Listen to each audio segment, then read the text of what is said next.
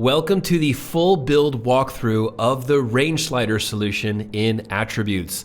This range slider can be used in a web form. It can be used with CMS filter attributes. We are able to really take full control of what this range slider does in our project. It's very flexible and it's completely built in Designer. We're actually going to build each piece of this range slider, and with attributes, it turns into a very powerful visual component for our build.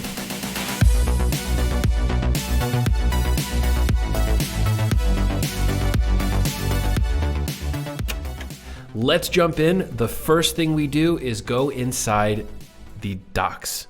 In the docs, step one, before we get into any of the fun stuff, is copy this script and go add it to the head of the page. And that's exactly what I'll do. I just copied it to the clipboard. I'm going to paste it to the head. And now I have this ready to accept attributes. And next, step two, let's implement this in Webflow. We're going to be building this entire thing. We're starting from nothing here. So this is our project. We're going to build in this container, and this is available as a clonable. So let's look at this structure first.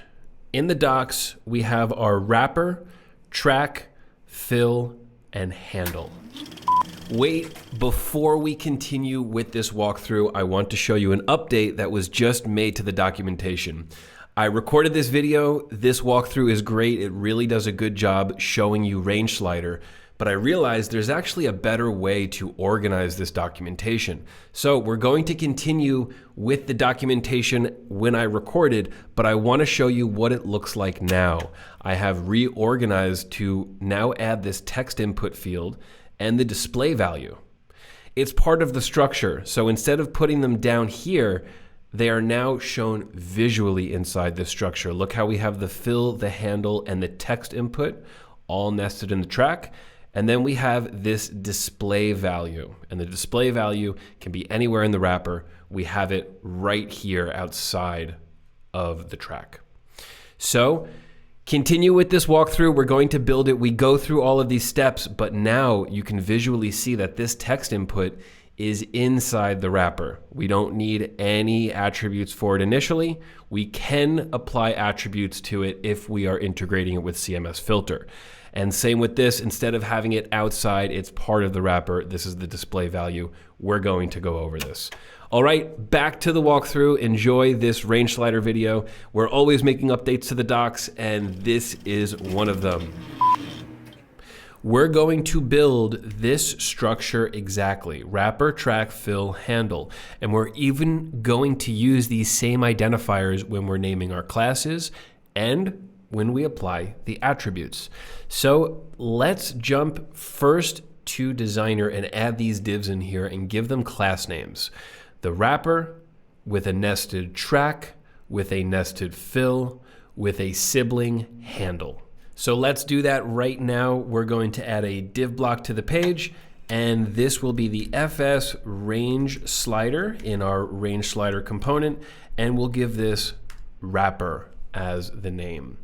The class doesn't matter. I'm going to go through how I would name this in client first, but classes can be whatever you want here. If you use a different system, go ahead and use that different system. So let's go in and create the track that is nested inside the wrapper, and then nested inside the track, we have that fill, and then as a sibling, we have the handle.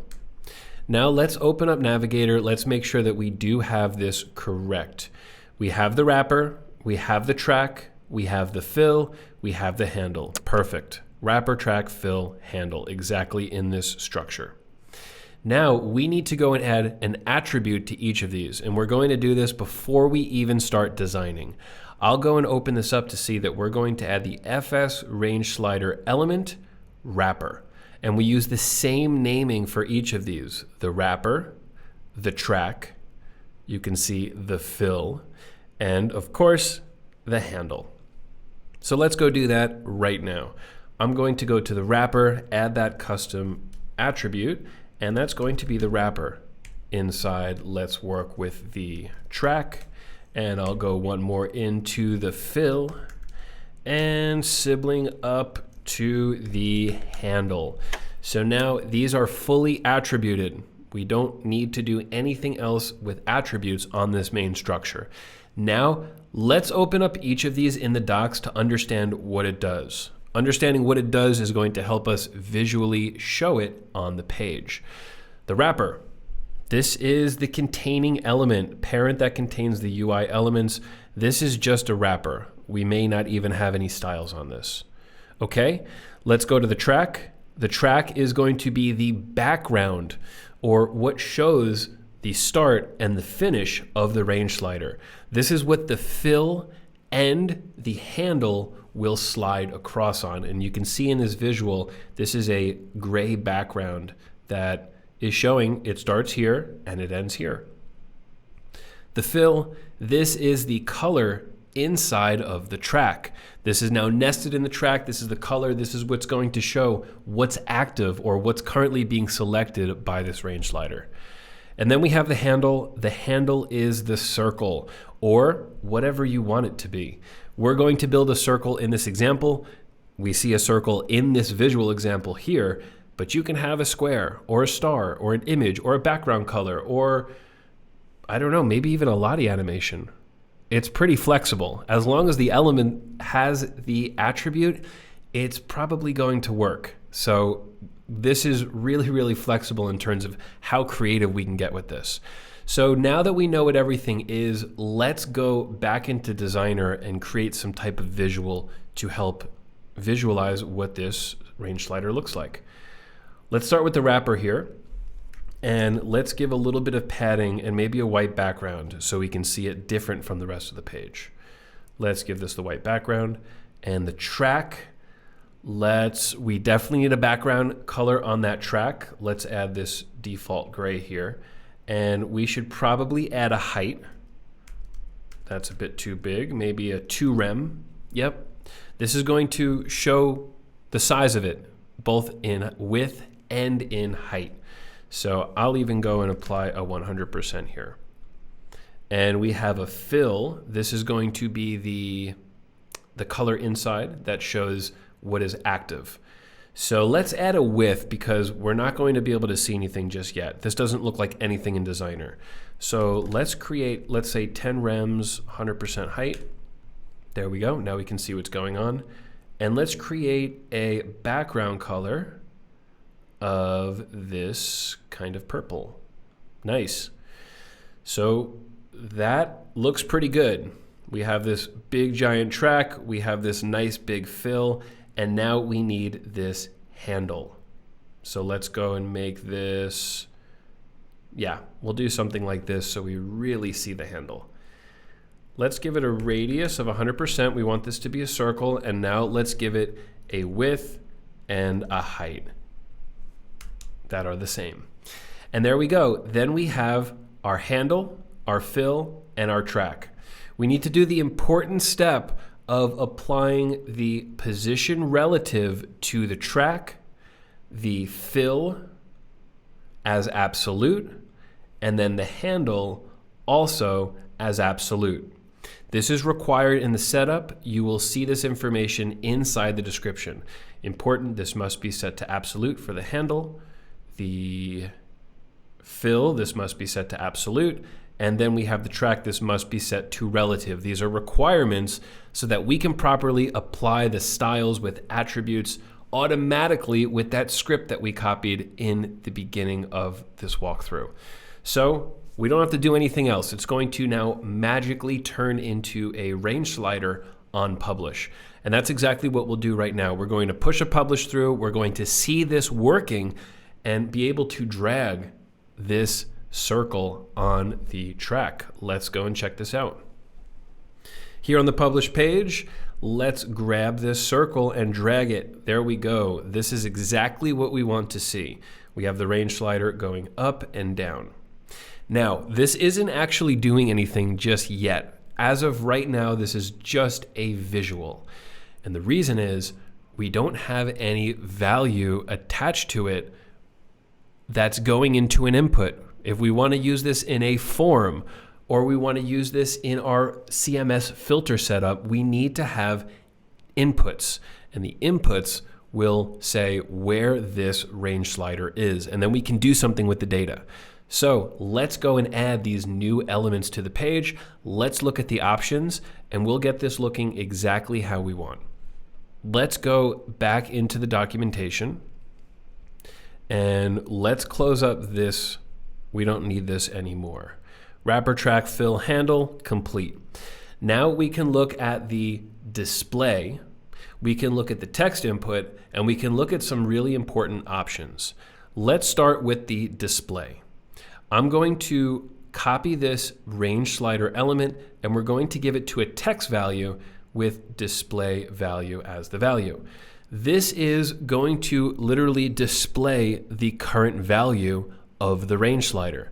So let's go and do that. We're going to add it inside this wrapper and let's make all text inside of this wrapper black. Let's go and add a text block. This will be the FS range slider. Let's call it the same thing as the docs. We're going to add this attribute to it, display value. So let's go and do a for rem on top here. This is going to be the value. And let's go ahead and add this attribute, of course. Display value. Excellent. So on the publish page, this is going to display the value of the current position. Now let's decide what the beginning of the range slider is, what the end of the range slider is, and how many steps each drag is going to be.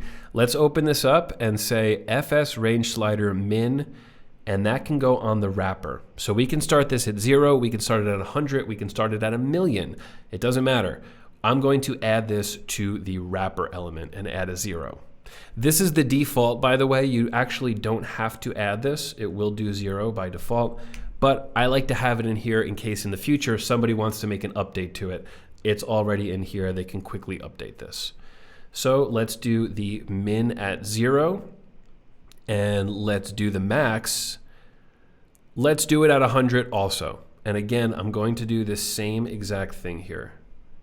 This will be max, this will be 100, again the default, and now let's do the steps. The steps are how many jumps, how many steps, how many jumps or steps, that's the best way to explain it, will it take with each change of the display. If we were to put in 10 here, every time we would drag the range slider, it would go 10, 20, 30, 40, 50. If we changed it to 25, it would go 25, 50, 75, 100. So let's go and check this out right here, the 10.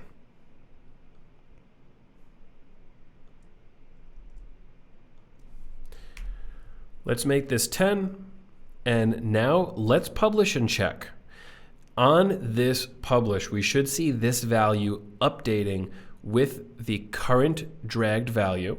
We should see the step at 10, so it's going to only show us 10, 0, 10, 20, 30, 40, 50, 60, 70, 80, 90, and 100. Let's see if this works. I'm going to reload, and we have a 0 here. That's a good sign. And look at this, 10, 20, 30, 40, 50, 60, 70, 80, and so on. Look at this, beautiful. Now let's do a quick check and we'll do a 25 here. So now this should go 0, 25, 75, 100. And on this reload, we have exactly that. There we go. Nice, love it. Okay, so I'm going to change this back to 10. Let's go back into the docs. Let's see what else we need to do here. Let's look at the starting value of a handle on the range slider. We're able to start a handle at a certain location. So maybe we want to start this at 50 or 20 or 30 instead of 0. I can add this to the handle element to define where it is supposed to go. Note that this is not the wrapper, this is the handle. So watch as I apply a 30 here. As I publish this, we're going to have the steps of 10, and we'll start on 30. There we go. So it starts on 30, and now I can use it as normal. So that's how the start works. Format display. Let's look at this. We can format to a different display, and I will show you now a much larger number and show you the difference between no commas or commas. Here in Designer, we have our wrapper. This will be applied to the wrapper element, and the format display is going to be true. Now, we also want to make sure that we have a big giant value here that has enough places to create these commas or periods. Let's make the step 1,000. That sounds pretty good. Okay, now let's look at this. Now we should have a range slider with a much larger range, and we're going to see a value that's comma separated. All right, let's try this. There we go. Look at that. Do we get to millions? Yep, nice. Cool. So look at those commas in there. In the docs, you'll read something very cool, that we're going to format the display value based on the user's location. Some countries use commas, some countries use periods. We're going to make that decision based on that user's location. So format display has a little bit of intelligence to it. It's going to try to be as native to the user as possible. And this goes on the wrapper. We're done with this, all good. We're going to get to this after.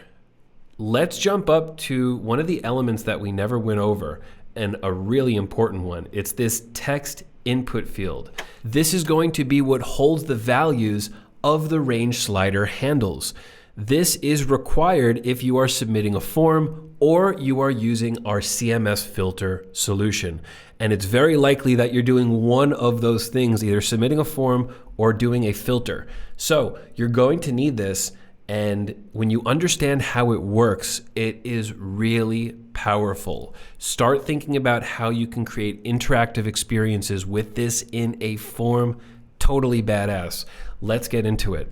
When I open this up, we're going to see attributes for filter. A lot of this is for filter. And when we have the filter, we can apply these to let it work with the filter. We have the CMS filter field identifier, we have CMS filter range from, and CMS filter range to. These are from the CMS filter docs. When we're just applying it as an input, the only thing we have to do is drop it in. In Designer, we have our structure, and what I'm going to do in this track is add a form, and inside that form, add an input field. So I will go and open this form. I'll leave one of these text fields. I will not have the submit button. And we have this text field, which is going to be, let's call it range slider input.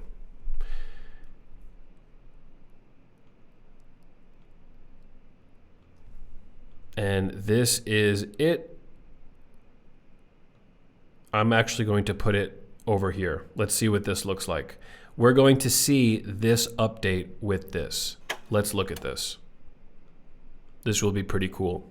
This will also be a great way to see one of the new features of this range slider, deciding when the values get added to this text field. But we're jumping ahead of ourselves here. Let's look at this. Watch this. We are adding this to an input. We don't need to do anything else here. Nice. So now that we have this value in an input, we can go in these docs when we're setting up our CMS filter, and we can add this identifier. We can add the from, and we can add the to. Let's go into our green cars example and see what this looks like. We have this range slider. This was what we just built. And now look at this. We have our input hidden. It has our field identifier as price. it has our range from, and then we have price with the range to. So this setup is live in the green cars example. You can see this. The range slider input is there. Next, we're going to see how easy it is to turn this into a 2-handle range slider. Right now, we have the 1 handle working really well.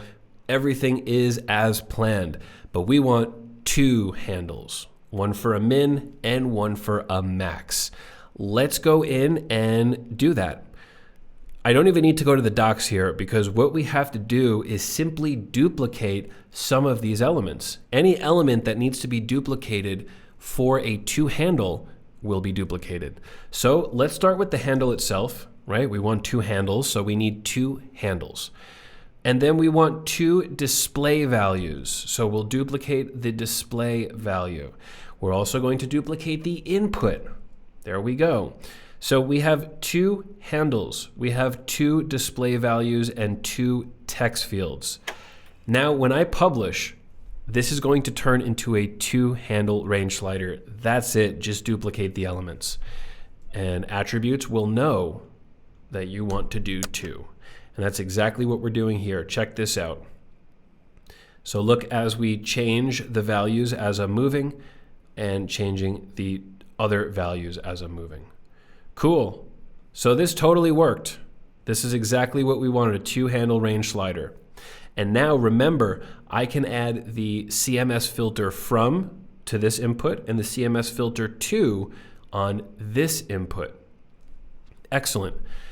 So now let's look at this awesome feature.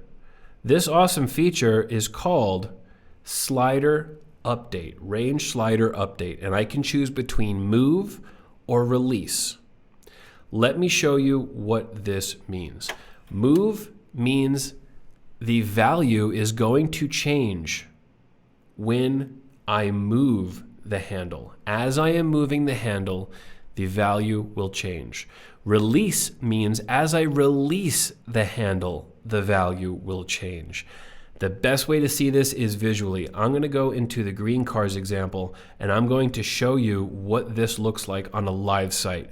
Then we're going to see it actually working inside the input field. So let's go and open up this green cars example. This one has move. Watch as I move this. See it flashing? As I am moving this with every single move, it is updating the filter. This is filtering so fast that every flash is a new filter. Doesn't look great. Mileage has the release option, and look at the difference here. It's not updating until I release. Doesn't update until I release. So this is a much better experience when you're using it with something like filter. So let's clear these and see it again. Release and release. Much cleaner experience. So depending on what you need, you may need move or filter. By default, it's move. So let's remember what that looks like in our example. Look at this moving in real time. Now watch what happens when I go and apply the release. That's going to be FS range slider update, and this is release.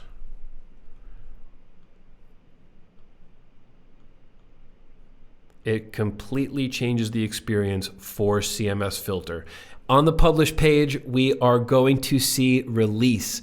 Look at this. We still have the display value in real time. We're going to want that always in real time.